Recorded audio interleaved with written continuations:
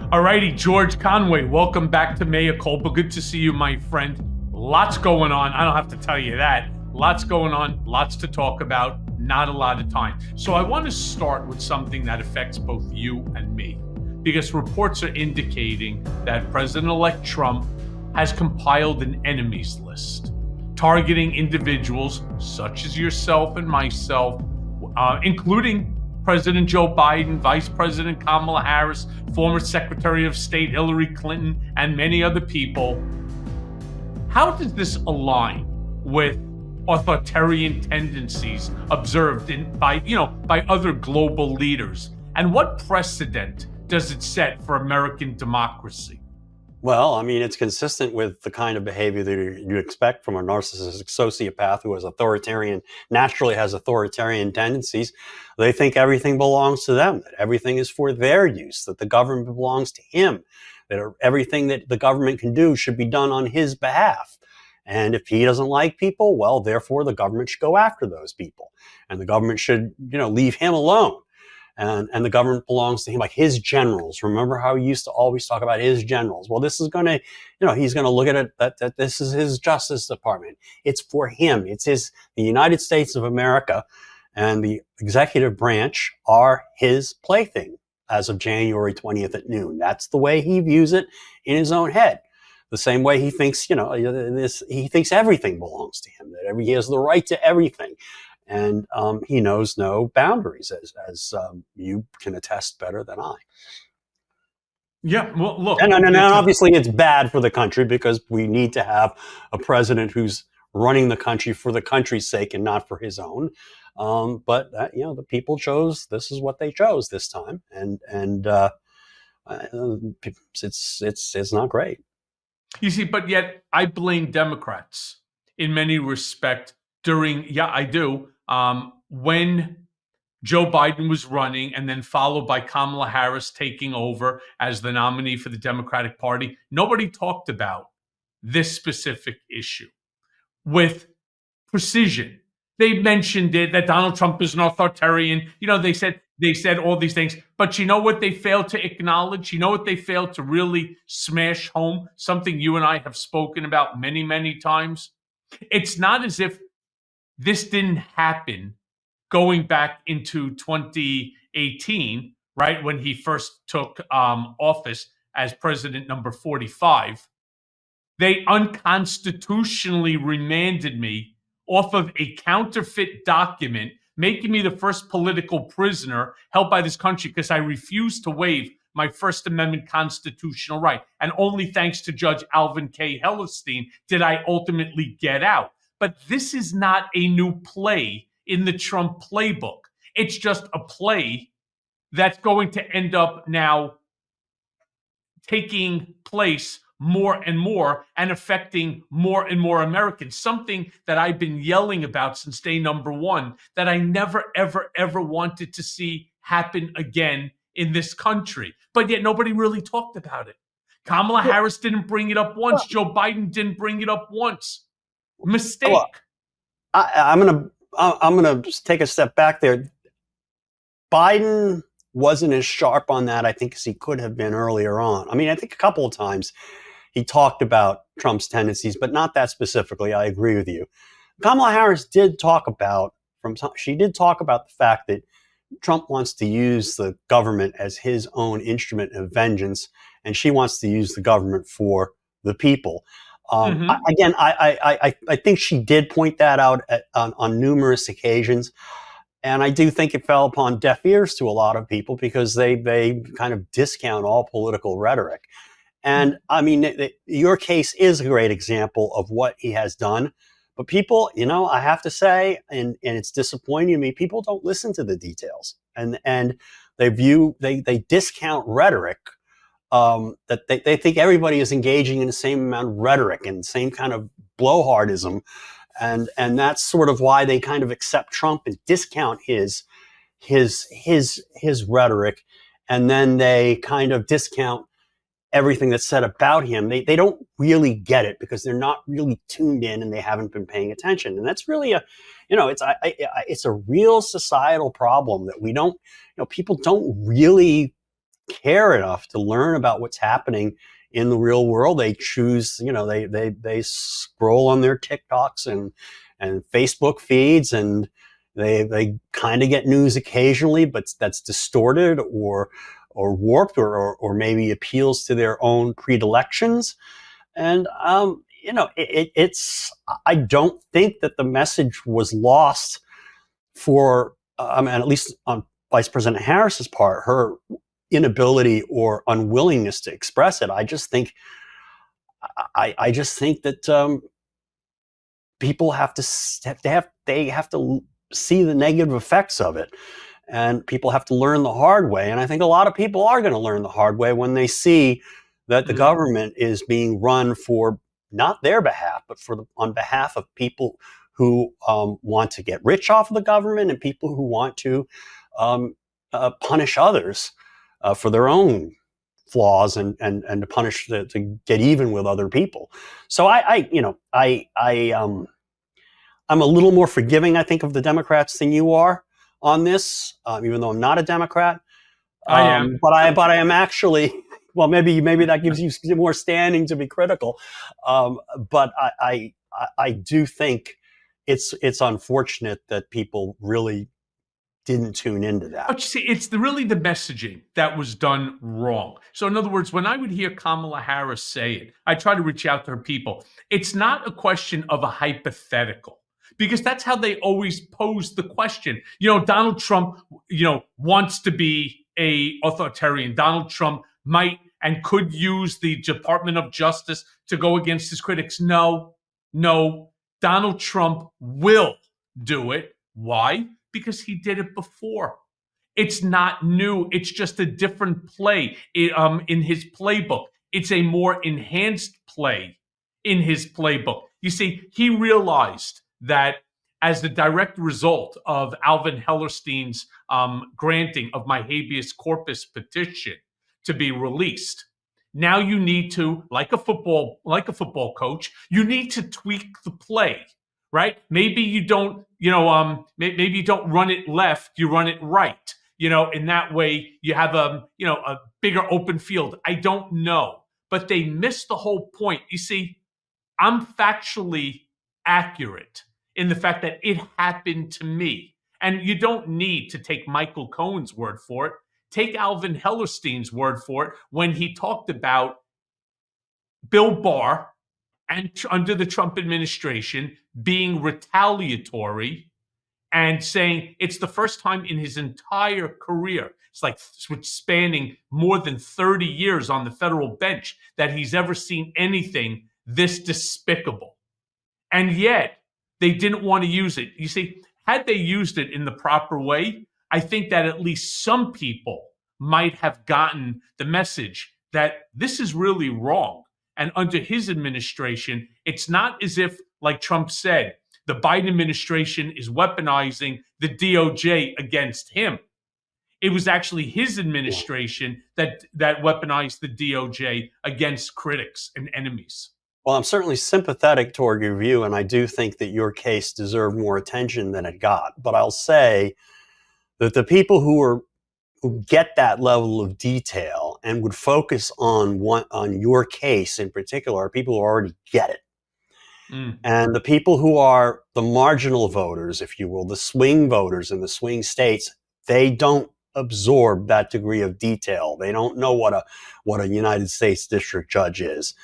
And I think that's the difficulty that you face in political messaging, is that you are not just appealing to one kind of person. You're appealing to millions of people who fit different levels of knowledge, intellect, education, interest, and an understanding of what the government is for and how it can be used and misused. So, it's not an easy thing. I do give Vice President Harris a lot of credit for speaking out and basically calling him out for his criminality and the fact that she was a prosecutor. I think she did the best she could, keeping at the level of generality that you need to keep in an election campaign Mhm. where people, they don't get into the level of detail that you or I or the viewers of this podcast do.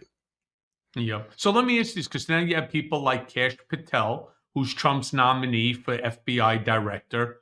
The guy in a book identified 60 individuals that he deems part of the executive branch deep state, which critics are now dubbing his enemies list.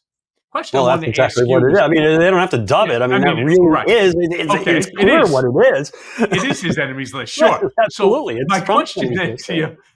to you, my question is, what legal or ethical consequences could arise from such public vendettas against political opponents and private citizens?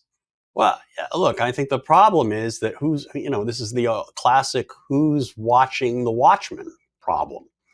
I Mm. mean, if the the person to investigate this, criminal use, potentially criminal use of the criminal justice system against the enemies of people who happen to be in government service, if those people are the people who are engaging in those bad acts, there's no one to watch the Watchman, and that's the big problem here. That's the craziness of it all. That people like Kash Patel and we saw the release of the House Ethics Committee Ethics. report on Matt Gaetz. I mean, Matt Gaetz.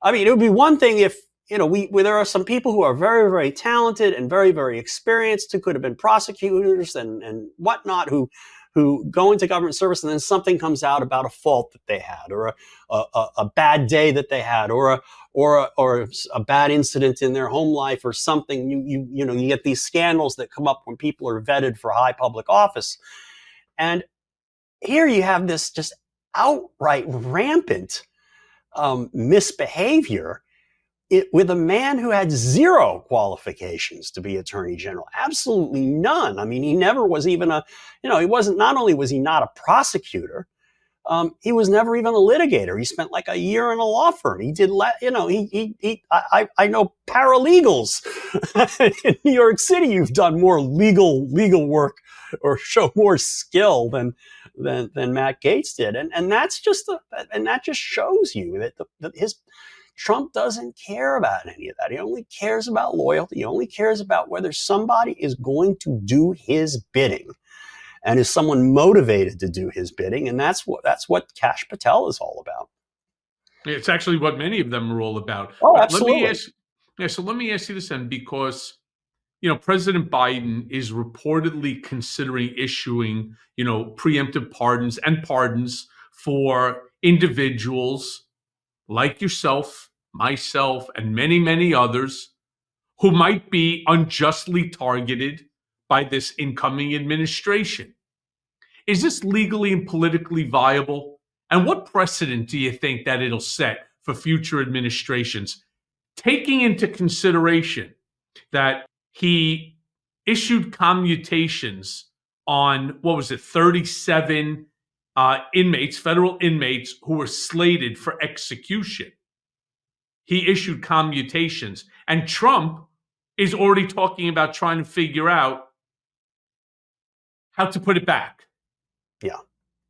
Well, I think it's going to be a very difficult thing for. I mean, in principle, the president could craft a pardon announcement, a pardon proclamation that's very broad. But how you draw, unless you're naming specific names, and I don't think Name that's them. the Got to intention. name them.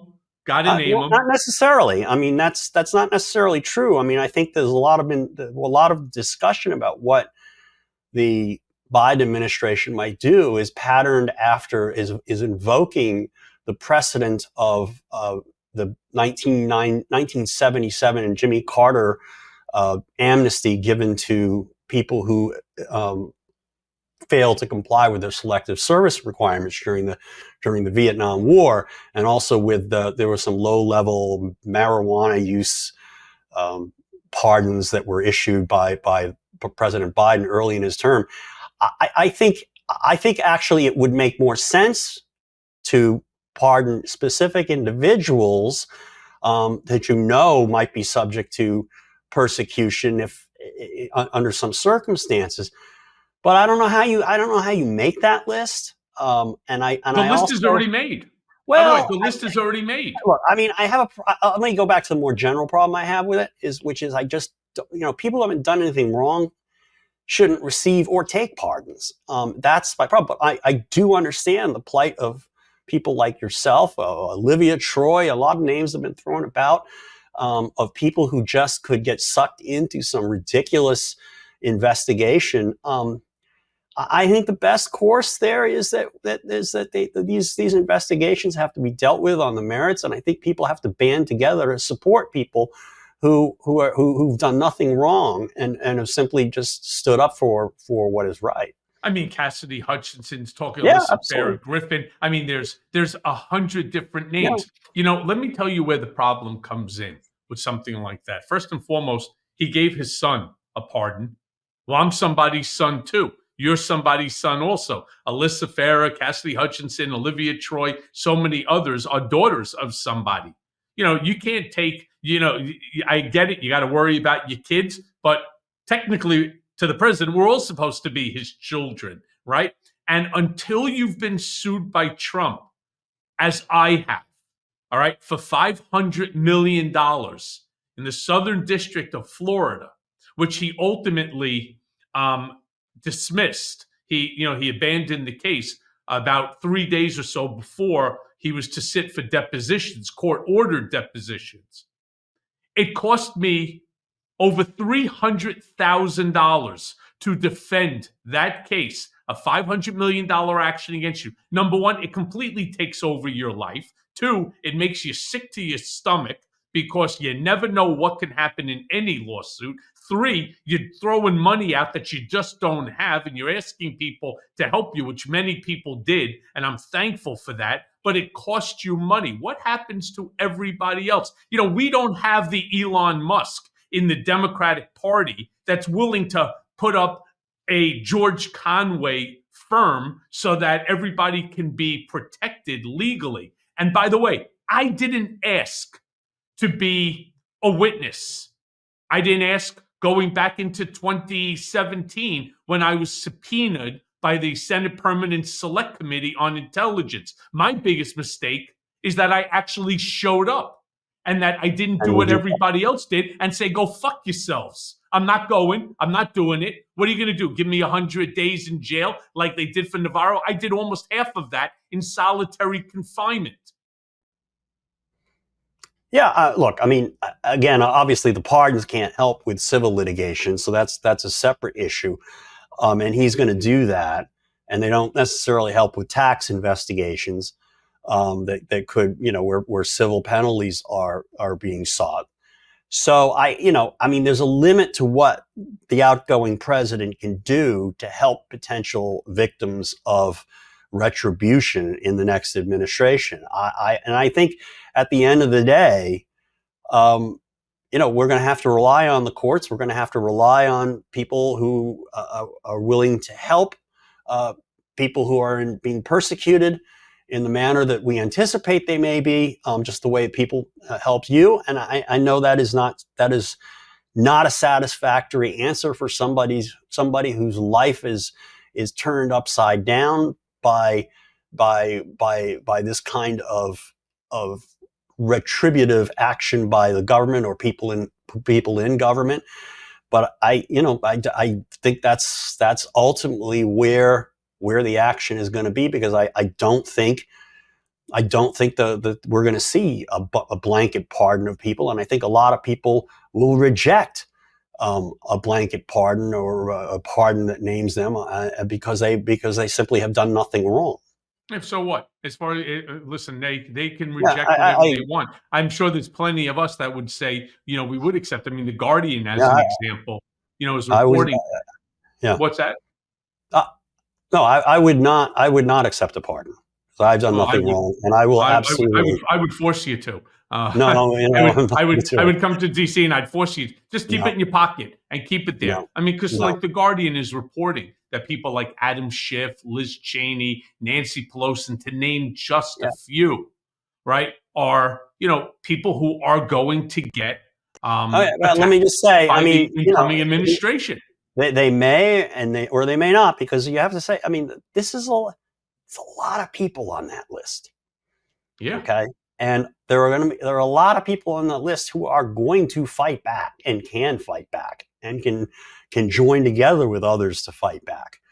And again, that's what I think has to be done at the end of the day. If these Let me just say this to you, George, as somebody that's been on that retribution side as well, that $500 million lawsuit, as ridiculous as it was, every legal scholar that read that complaint turned around and said the lawyer should be sanctioned yeah, for filing such a absolutely. frivolous And the case. lawyer should be sanctioned who filed that lawsuit against Ann Seltzer, the pollster for the Des Moines Register. And I think there will be some sanctions at the end of the day. I mean, Alina Habba had to pay sanctions. And I think that and I think that's all fair, and I think that's the way to fight back, actually. Yeah, well, until it Well, makes you sick, we and have a then you have like, disagreement on that, but yeah, all we right. know what the we have a difference in philosophy there. But I understand, I greatly, as you know, sympathize where you're coming from as Yeah, I'm someone just who coming has from a been, guy who actually on. has been abused by the system, Absolutely, by I the understand. DOJ, time and time and time again. But let me ask you this then, because, considering the unprecedented nature of these preemptive pardons or pardons altogether to protect, individuals from potential retribution, how do you think this compares to historical uses of the pardon power in the United States? Remembering that when Trump left office in 2020, there's all sorts of stories and allegations that it was a pay for play. I mean, there's stories galore. New York Times reported it over and over and over again that there are individuals who paid for their pardons. How Well, does this look, compare? it's. I think you have to look at everything pardon by pardon. I mean, there have always been some pardons that sort of raised hackles and raised eyebrows at the end of an administration. That includes the Hunter Biden pardon. That includes the Mark Rich pardon at the end of the Clinton administration. It includes a number of the pardons that former president and soon to be president again Trump issued in 2020 and 2021. So I don't think you can compare them, because I think I could compare that to what we are talking about the President Biden doing on the way out, because those pardons were for people who had already done something, and also but usually found to have done something. I mean, Mark Rich was a fugitive from justice. Hunter Biden had a conviction. As the difference would be the pardons that we're talking about here would be preemptive pardons. So again, for people who probably have done nothing, will likely have done nothing wrong. And I don't know that one justifies the other, but I will agree with you that it's it's not abusive in the same way that a pardon of a rich friend or somebody who is a rich contributor to a campaign, or a friend of the Democratic Party like Mark Rich was, or a son like Hunter Biden was, although those are peculiar circumstances there, and I kind of cut a little slack for President Biden there. I don't think you can. I think it's an apples and oranges comparison, and I don't know that all those bad pardons justify ones that might be perceived as better. Because, here on Mea Culpa, I had, for example, Lev Parnas on a couple of times. He's a And during the character. time that he is a character, he's a great dude. But what ultimately happened is, here on the show, he explained that during the time where Trump was leaving, Rudy Giuliani came to him, and this is from, again, Lev's mouth, that Giuliani came to him and said, "Hey, Lev, if you know anybody that needs a pardon, have them reach out to me." They, according to Lev, were selling pardons. I mean, that's just not normal behavior. In fact, to make matters even worse, they took the whole thing out of the hands of the Of the pardon. pardon attorney at the And DOJ. it was Yes, I given understand. directly. Jared Kushner took the whole thing over. Yeah, and of course his father gets a pardon. Well, yeah, I mean, who wouldn't do it for dear old dad, right? I Right. mean, the point is here, Lev was saying that Rudy was asking him to go find, Yeah, look, people who may need a. you get no argument from me that Rudy Giuliani's a sleazeball and that the pardon power was greatly abused at the end of President Trump's last term. So you get no argument there from me. Well, then It I was guess really it it was outrageous. I agree. then I guess we're talking about the historical And then use of the pardon pardon power. of Manafort and the pardon of Stone, or the commutation of Stone's sentence. And I mean, there were just so many bad things that happened. And then we're going to see probably on January 20th at like 12:05 p.m. right after he takes the oath of office and gives his speech. Maybe 15 minutes later, he's going to sign these pardons for all the January Sixers. I have no doubt he's going to do that. He's promised to do that, and that's going to be, those people committed real crimes on his behalf. And that will be, I think, the most abusive use of the pardon power in history, given that he incited an insurrection to overthrow the Constitution and use those people to do it. And interestingly enough, he'll probably get accolades by his MAGA supporters and the Republican Party for doing the right thing. Right? I mean, it's not like everything. We live in a world where everything's upside down in that regard. Yes. So I agree with you there. So let's jump back to obviously the ethics report on Representative Matt Gaetz that came to light. I confess, Michael, I didn't actually read the report. I went straight to the exhibits. Oh, you did? So I read the emails and texts. The texts. So there's something. I mean, whoa. I mean, I read it twice. There are 42 pages in total. Yeah. Which I like looking at the emails. I mean, that's crazy stuff. Yeah, that it is. It highlights the allegations of a whole slew of misconduct here. Yeah, but the real question I'm amazed. I'm amazed that how Speaker Johnson could justify withholding that report is just this holy Christian. I mean, the whole thing is just unfathomable. But anyway. My question to you that I want to ask you is, how does this development affect the internal cohesion and public perception of the Republican Party? You think it's making anybody, take a look at them in a different way, especially in light of what you just brought up? How does MAGA Mike Johnson, a guy who is supposedly holier than thou, turn around and accept this sort of report and try to hide it, despite the fact you and I may disagree on this as well? I actually don't think they should have released the report at all. Well, that's interesting. Yeah. Well, that's interesting. That's an interesting point of discussion. Look, I just think one of the things that we are seeing in the Trump era, and it's certainly true of Trump himself, but it's also true of the people who are enabling him, is there is no bottom.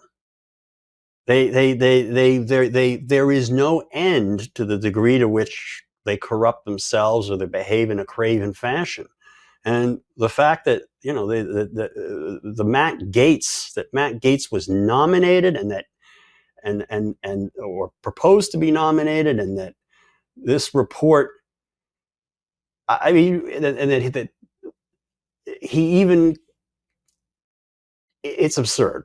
I mean, it's just absurd. There's no end to the misbehavior here, and I don't know. Words escape me on how to describe it, because I guarantee you there'll be something worse down the line. So let me ask you this then, all right? Because as I was reading this report, and again, I still don't believe that they should have released it. The report was actually designed to hold him accountable to the House Ethics Committee as a member of Congress when he stepped away. Yeah. Technically, the way I see it, the report is moot. It's not supposed, other than the salacious, the salaciousness of it and the fact that it appeals to our prurient, interests and so on. Because we're living in like a Kardashian country right now, where the dirtier it is, the happier everybody is in order to read it and talk about it and so on. What I think they should have done with it, if in fact the report is accurate in all of the 15 witnesses that came forth and the thousands of documents that supported the response by the ethics committee, which, by the way, I want to remind my listeners and my viewers here that it was bipartisan, that in order for it to be released, it was Republican and Democrat that released this report. Quite true. My feeling is there was no point in releasing it to us, the public. Why not release it to the Attorney General? Why not release it to the state Attorney General of Florida, which would have the jurisdiction over this case? Well, that's what sort of, I think that they should have done, well, instead of turning around and doing this.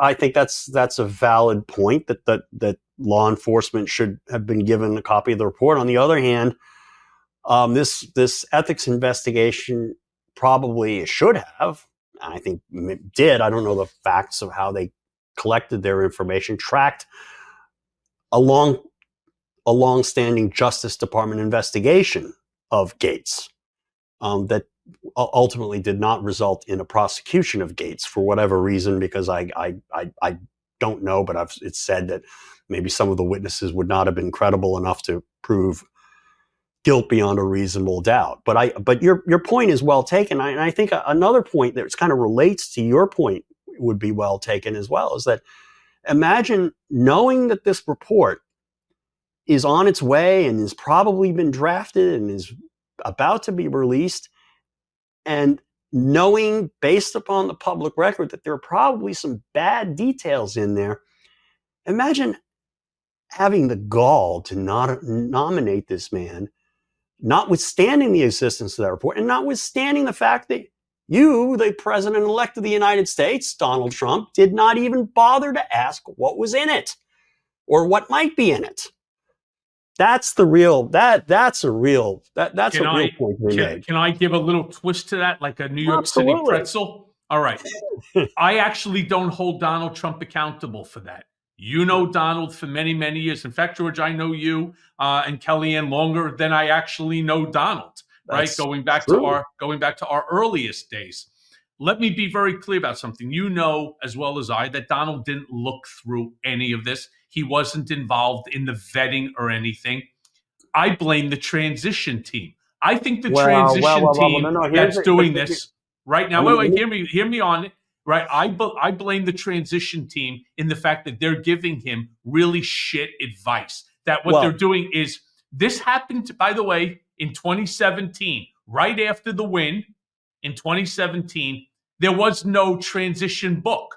I had been pushing for the transition book weeks before, but nobody wanted to do it. Donald didn't want to do it. So the day after the win, what ends up happening?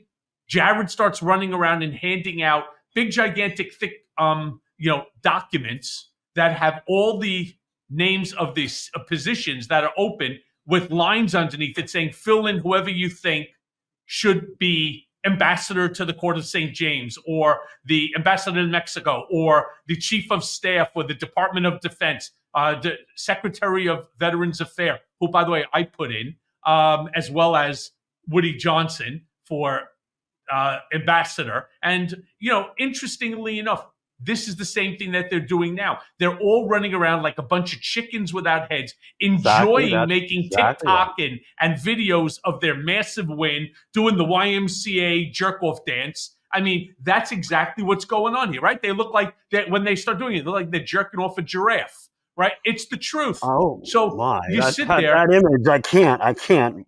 Now you'll see it every single time. I'm not joking here. This is absolutely ridiculous. All right, it's the transition team that's supposed to be putting in competent people. Okay. Otherwise, who needs them? I'm not going to defend. I will not defend the transition team. But you know Donald Trump very well, and you can't do anything in an organized fashion with him. And apparently, according to the press reports I read, The way that the Matt Gaetz thing happened is that Boris Epstein was in the cabin of the plane alone with Trump and Gaetz and talked Trump into it when Susie Wiles was, in another part on another part of the airplane, didn't know anything about it. Okay, it's Donald Trump just decides arbitrarily and, and very impulsively to make decisions without sufficient factual information, without caring about having sufficient factual information, and creates chaos in his own transition. And it's whoever talks to him last, who can have the most influence at any given moment. And then, he's just incredibly impulsive. And you can't have, there's no way there would ever be a coherent, cohesive transition process with him in charge. There's never going to be a coherent, cohesive presidency, a functional presidency with him in charge. And that's one of the reasons that, with that long list of enemies that we were talking about earlier, he's not going to do very well with that long list because it's way too long. And he's going to, he's like a fire hose. He's going to go one way or the other and just all over the place. But you see, I remember, George, in 2017 when the transition team, which was at one point run again by Jared because Ivanka set him up to be the secretary of everything. I do remember that there was a whole slew of individuals and they were actually doing as much vetting as they possibly could. Now, everybody knew about these allegations regarding Matt Gaetz. So while Trump, and you're right, would turn around, the guy who owns the ear last owns the brain, right? What ultimately Which would happened happen to be is somebody, Epstein in this case, I think. well, especially Boris. I mean, Boris is a fucking clown, no matter how you want to slice it, right? He just is. I mean, I know Boris when he was we used to call him a lapdog, that all he wanted to do was just be seen by Trump. Okay, now you're being seen by Trump. But my understanding is Trump hasn't even offered him anything yet, as far as in the administration. Whether he wants it or not, I don't know. But how could you take somebody like Matt Gaetz seriously for attorney general when he just doesn't fit even one of the boxes? Like, okay, you may not like Pam Bondi, right? You may not think but she was a prosecutor. She was elected in public office. She's a real player. She's a real person who has, at least on paper, the credentials of a potential attorney general. I mean, Janet Reno was district attorney in Miami. Okay, they actually, there's, but I have issues with Pam Bondi, but she was actually a prosecutor. Right, like people like Marco Rubio. Attorney General of a state. Absolutely. Exactly. Yeah. I just think that this Matt Gaetz, who, worked at a law firm for about 6 months. That's why I turned around. His experience was being investigated for sleeping and giving drugs to 17-year-olds. But that's why I say I blame the transition team. Now, let me ask you this. Look, everything flows from him. Okay, all the chaos, all the lunacy flows from him. I think Susie Wiles, left to her own devices, I don't know her, but she wouldn't have picked Matt Gaetz. But you've got this guy, and this guy is going to do what he's going to do. And if you tell him not to do things, sometimes he's going to do them just to show you that he can do them. He's completely woo. And I don't know what else to say about him. So let me ask you this, because again, here's another thing that's now occupying the news. Trump made some recent comments about taking back the Panama Canal. This really raised a ton of eyebrows. If I'm not mistaken, wasn't the treaty done like in 1999? I mean, you're talking about almost 25 years ago that the canal was turned over to Panama. Yeah, the canal was turned over, I think, in the 90s, as you say. I don't remember the precise date. The treaty was voted on in the 1970s under the Carter administration. It was controversial at the time because many people felt that the United States had built this canal, although, and it should keep the canal. And then, but ultimately, the decision was made, and it is, smack in the middle of Panama. It bisects Panama. It's their country, and as long as people have free access to it, not free access, but international, fair international access to it, which is, I think, provided for in the treaty. Why we'd want to upset that apple cart, and what basis we have to do it, other than brute force and intimidation, I don't see. See, my understanding is that, again, somebody's whispering in his ear that China is in cahoots with Panama, that there's all these tariffs in terms of the shipping lanes going through, they're charging X amount of dollars, and that the United States is getting ripped off by Panama. To me, it says a couple of things. First and foremost, I don't think that whoever's feeding him this information has any comprehension about or understanding of historical international agreements and foreign policy. I think they've just thrown that to the wind and say, we're the United States, we're bigger than you, we're stronger than you, and we can do whatever we want. But there's also a belief that one of the reasons that Trump is so angry at Panama is because they brought an action against him for failing to pay. They held him where 12.5%. He had a Trump Tower in Panama that they pulled the name off of the building, but that based upon the management agreement, they were supposed to pay taxes of 12.5% as per the agreement to the Panamanian government. They never did that. And now the new owner is stuck with millions of dollars in fines and this and that. And so because it got out there, that Trump is angry at Panama.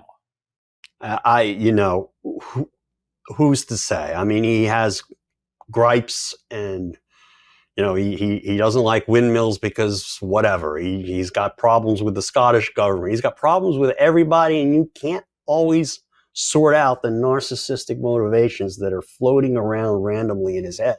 I will say that we're seeing a very interesting kind of parallel to other authoritarians in the kind of expansionist acquisitiveness that he seems to be expressing favor for, talking about Canada becoming the 51st state and referring to the Prime Minister of Canada as Governor Trudeau, talking about taking Greenland from the Kingdom of Denmark, and this bit with the Panama Canal. I mean, it just seems to be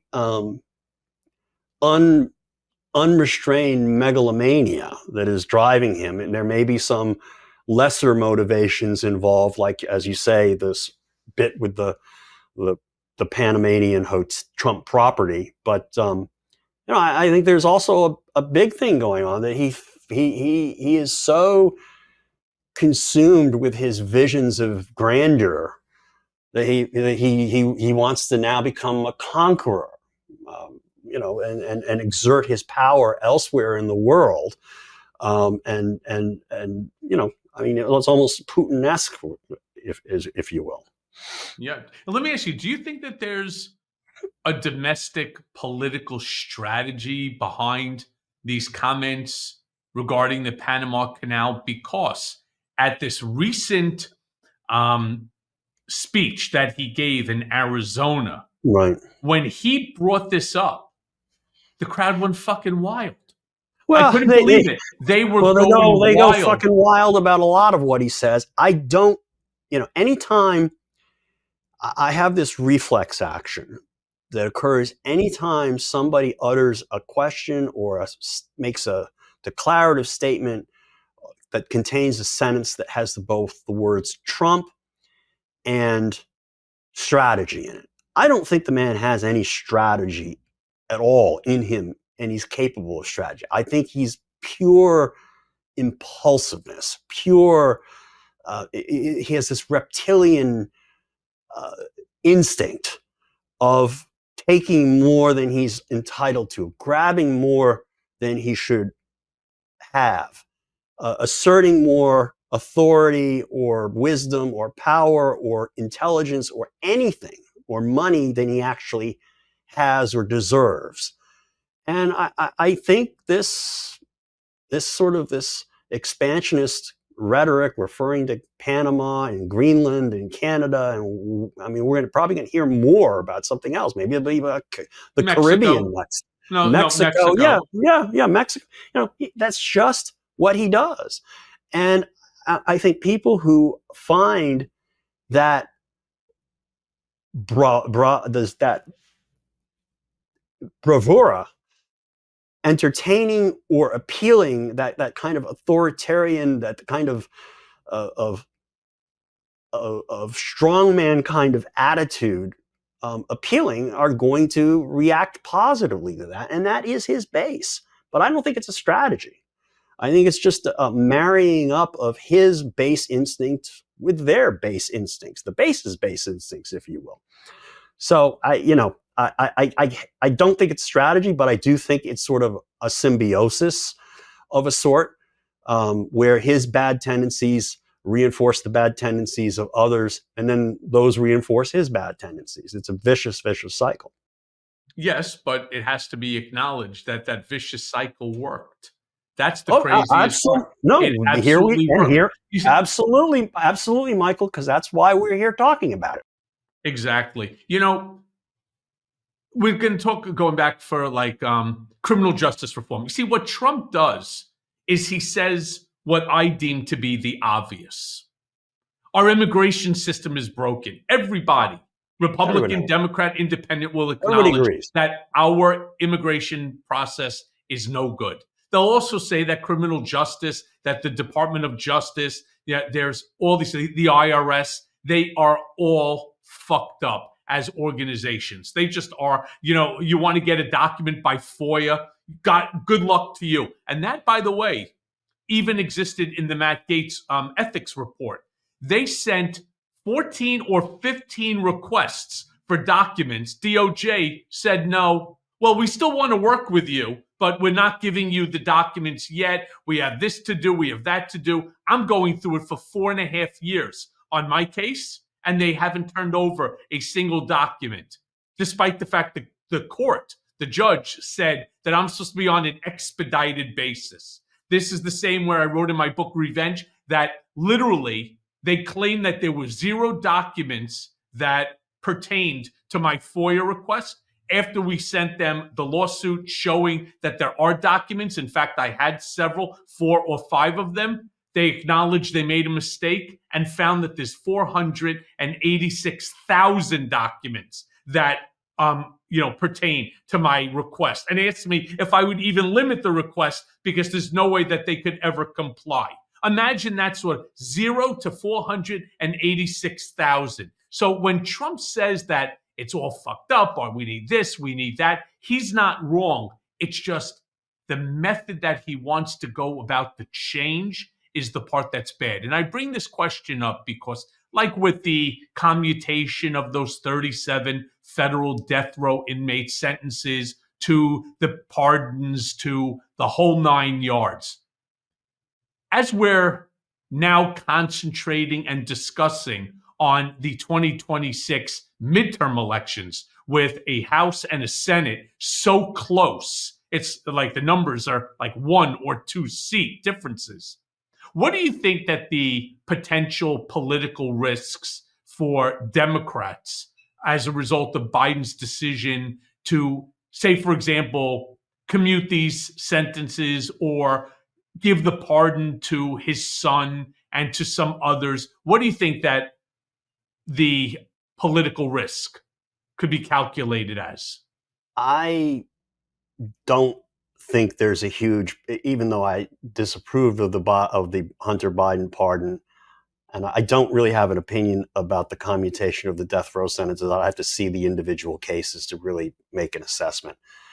I don't think it's going to have much of a political effect because I think that the country has the attention span of a gnat, and we are going to see so much happen so quickly that is bizarre and new and different, and that's going. People will have forgotten about Joe Biden by February.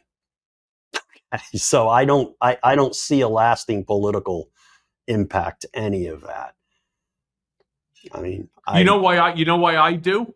yeah. I do. I really think that that the Democrats, we're all playing this all wrong. I wish that they would have reached out to me. I'll tell them why they're doing it wrong. Tell me what you think about this one. Mm-hmm. So while Joe Biden's position is we need to be more humane and these, executions are wrong and so on and so forth, what is Donald Trump saying?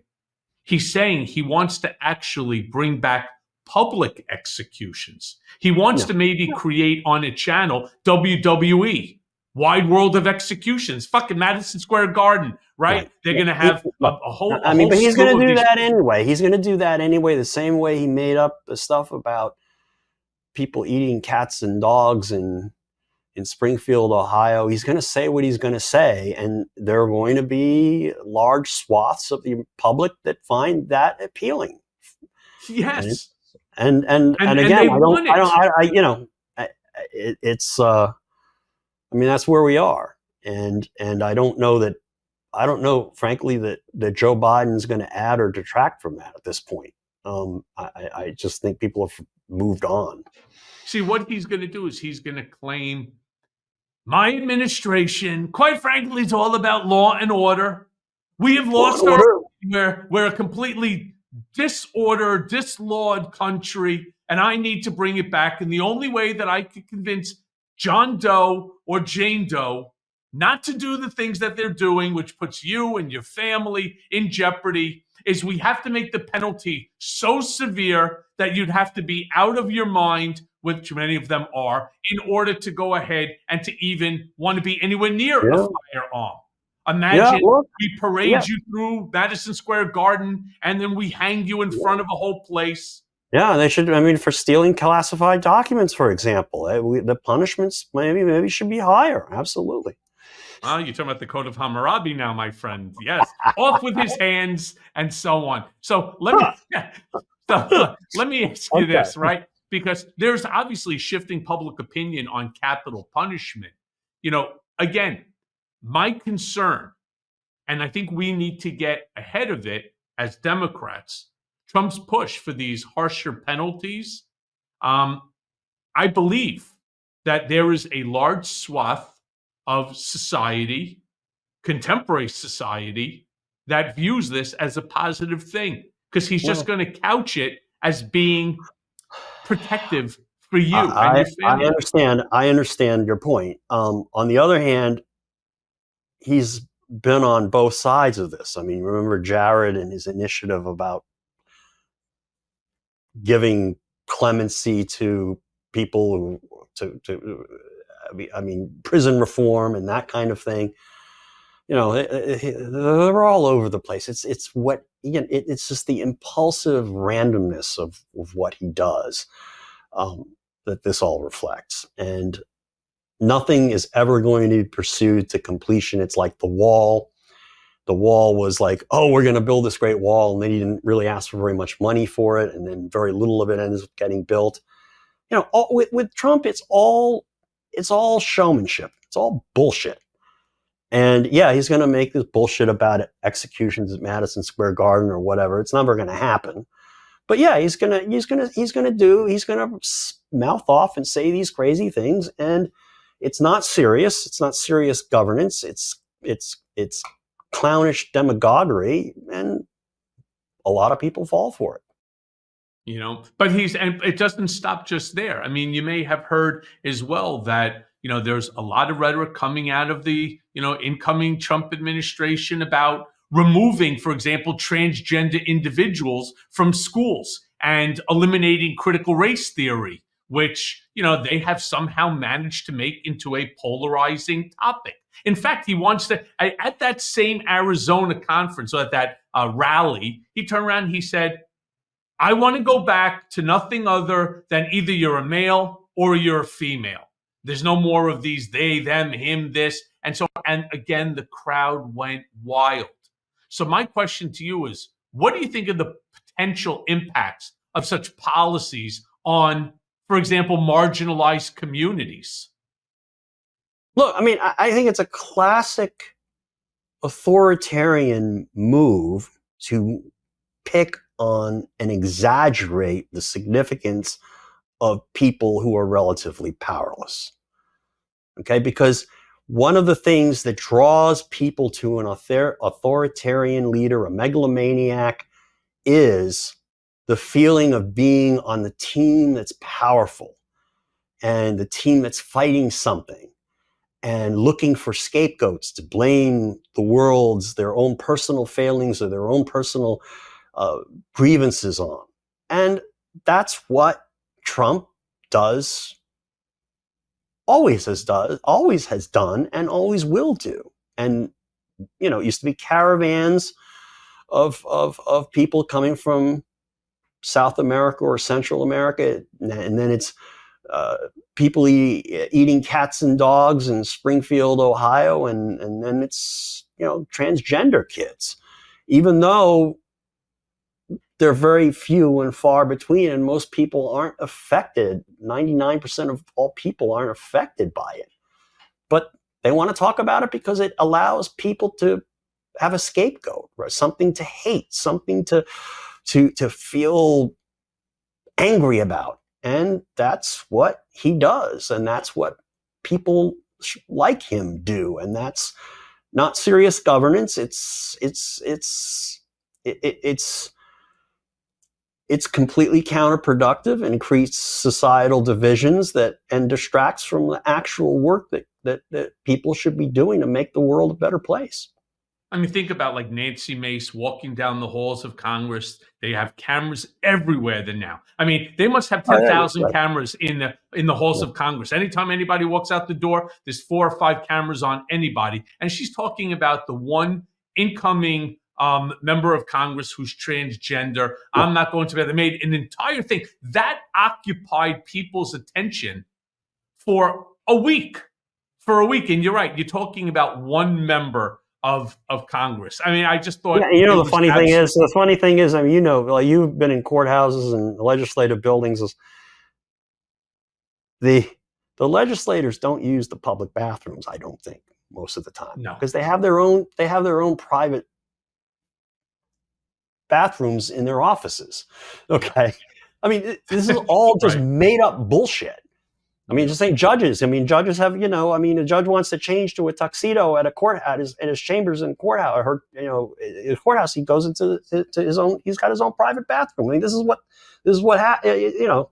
It's all bullshit. I mean, it's all complete. So bullshit. Look, George, the hour goes by very quick. I have one last question for you. One last question. Okay. So obviously, you know, Elon Musk is playing a major role.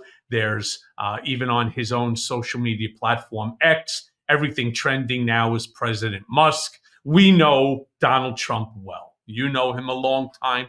I know him a long time.